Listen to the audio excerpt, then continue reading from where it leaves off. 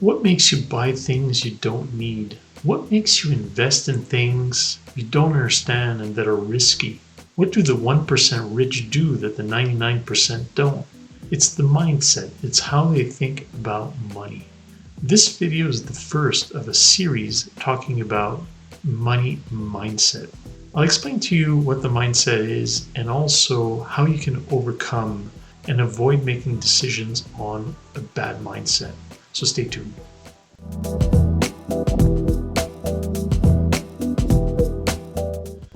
Hi, I'm Julien, Regoli, CPA CMA finance coach. Welcome to my Money Matters channel. In this channel, I talk about how to save money, how to invest money, and how to think about money. If this kind of topic is interesting for you, then sign up to my channel, hit the bell button, and you'll be notified whenever I upload new content.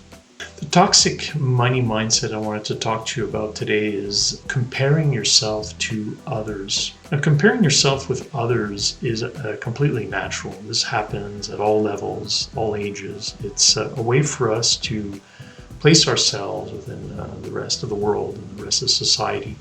It's normal and there's no way to avoid that. But some of us are more vulnerable than others when it comes to that, and I'll explain to you when it comes to money how it can be negative. In the first case, it's around spending. You step out of your house one day and you see your neighbor driving off with a brand new Porsche, and you're thinking to yourself, well, I thought I was doing pretty well, and I thought I was probably making more money than this person, and yet here they are driving off with a new Porsche, and meanwhile I have my old car here that I'm driving. And so you start questioning, you start saying, well, what am I doing wrong? And you compare yourself and you start questioning, and having witnessed this creates this emotion of fear that you're missing out. What you feel like doing is you feel like going to the dealership, the Porsche dealership, or maybe the Ferrari dealership, and buying yourself a nice car, a nice luxury car, because heck, I'm gonna live my life.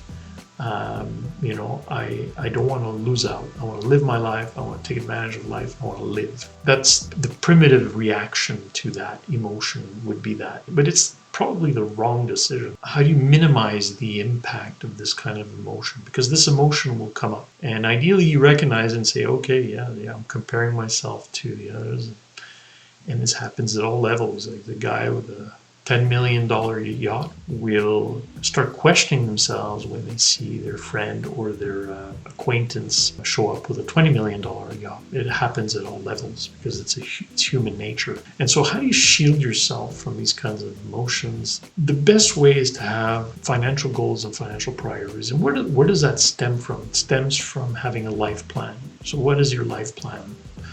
I want to work till this age, and then I want to retire at this age, and when I retire, I want to lead this lifestyle. I'm simplifying it, but this could be mathematically represented into a number, translated into an amount of money that you need by retirement, and that can be translated into an amount of money that you need to save every paycheck.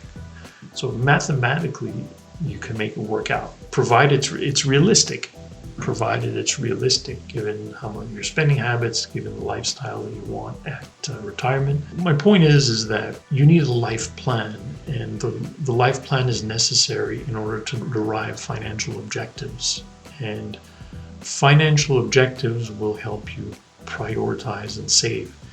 Otherwise, saving and prioritizing is very difficult if you don't have a vision of your life plan, if you don't have a life purpose and a life plan. Very, very difficult. Someone who's very solid with their life mission, with their financial goals and objectives, when they see their neighbor driving off with that new car, they say, well, yeah, first of all, I don't know if that person is well off.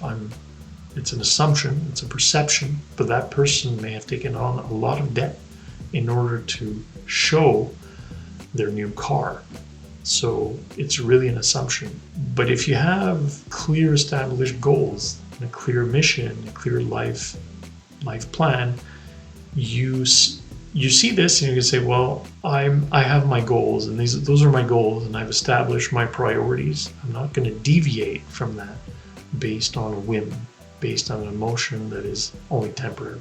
So that's how you shield yourself from that kind of emotion that is triggered when you compare yourself to others. Another example, and this is from the investment side, and it's something that portfolio managers struggle with constantly. It's when a client comes to you and they say, I was talking to my brother-in-law, I was talking to my neighbor, I was talking to this person, a friend, and they were telling me how much money they made on this stock. And it turns out, we talked about the stock. I mentioned the stock to you months ago, and you said, no, it's not part of our strategy. And yet, look, we're missing out on all these potential gains. And so again, the emotion here is the emotion of the fear of missing out an opportunity. The client is probably upset with the portfolio manager because the portfolio manager said, no, this stock is not part of the strategy that we've established together, and therefore we decided not to buy it. Again, here the importance is that you have a solid investment plan. The investment plan is done in conjunction with your financial goals and life plan. It's very important that you stick to the plan, because when it comes to investments, you're continuously provoked by the market. There's a sector that is booming, like the tech sector recently has been booming and booming and booming and going sky high. And you're tempted to jump in. The market will tease you. It will also tease you on the downside. This sector is like melting away, and so I want to sell all my bonds because the yields are going up. No, you've established a strategy, and it's really important that you stick with that strategy. Life will throw curveballs at you. It will challenge you. Emotions will come up. You'll want to react on those emotions. And the ideal is to have someone to help you through that. A sounding board, someone who will talk you maybe out of your emotions, someone who's impartial. So I hope this video was useful for you. If you liked it, hit the like button, share it with friends, family, people you think would find it useful. Sign up to my channel because I got more videos like this coming up. So stay tuned, and folks, thanks for watching, and we'll see you real soon.